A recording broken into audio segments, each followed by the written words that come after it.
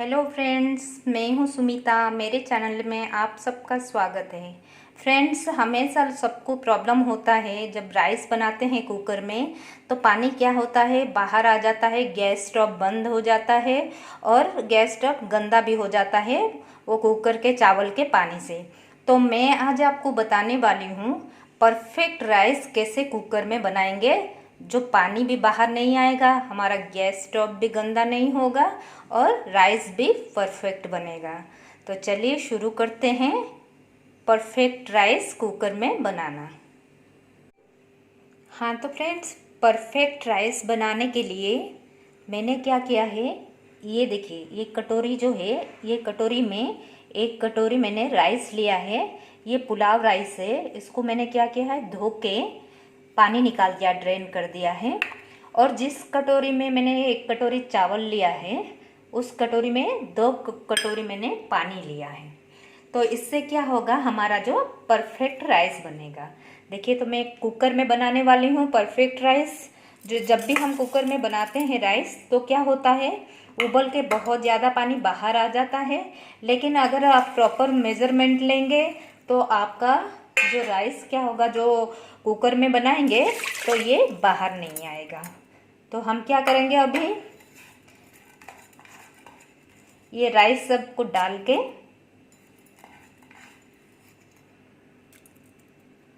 हम क्या करेंगे, कुकर का लीड लगा देंगे।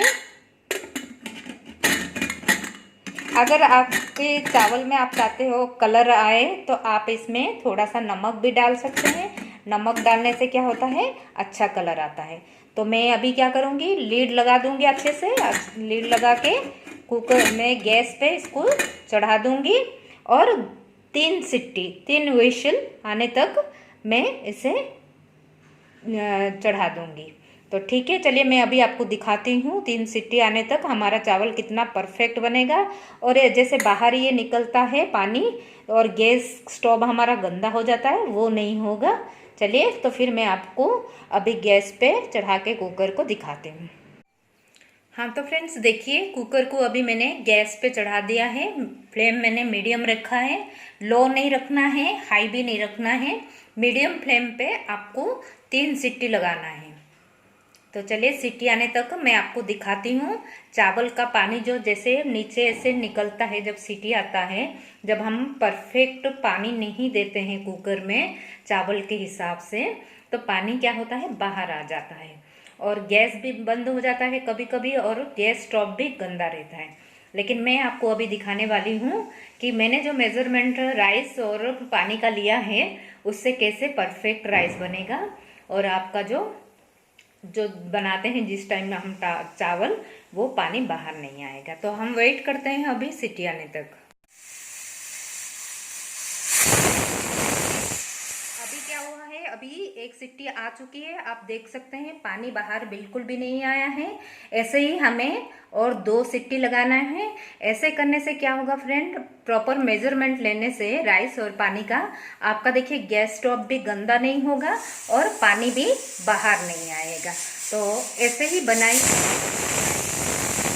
परफेक्ट राइस बनेगा कुकर में। तो चलिए, अभी हो चुका है हमारा 2 सीटी। तो अभी हम क्या करेंगे, गैस एक सीटी और आने का वेट करेंगे और गैस हम बंद कर देंगे। फिर मैं आपको दिखाती हूँ राइस कैसे बना है। हाँ तो फ्रेंड्स, कुकर में 3 सीटी आ चुका था और मैंने गैस बंद कर दिया था और 10 मिनट मैंने ऐसे ही नीचे कुकर को रख के छोड़ दिया था। अभी मैं कुकर का लीड हटा के आपको दिखा रही हूँ कि हमारा जो राइस कितना परफेक्ट बना है।